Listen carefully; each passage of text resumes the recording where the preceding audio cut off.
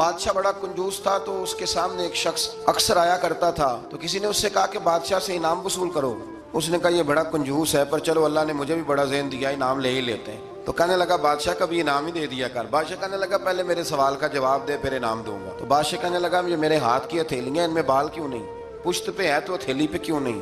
उसने भी फिर कमाल ही जवाब दिया। कहने लगा आप सखी बड़े हैं, वो दे दे के ना बाल सारे घिस गए। बादशाह को बड़ा ही गुस्सा आया, पता तो उसे था ना मैं कंजूस हूँ। गुस्से से के साथ कहने लगा तो तेरे हाथों में क्यों नहीं बाल? कहने लगा बादशाह तूने दिया बड़ा है तो मैंने लिया बड़ा है, तेरे दे दे के घिस गए हैं तो मेरे ले के घिस गए हैं। तो उसको और गुस्सा आया। कहने लगा तो ये जो सारे बैठे हैं तो इनके हाथों में बाल क्यों नहीं? कहने लगा बादशाह तू देता रहता है, मैं लेता रहता हूं, तो ये हाथ मलते रहते हैं, इनके माल माल के घिस गए।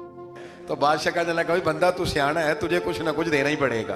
तो कुछ लोगों के ना माल माल के ही अल्लाह देता है, नवाजता है, पर उनके असद कर करके हाथ घिस जाते हैं।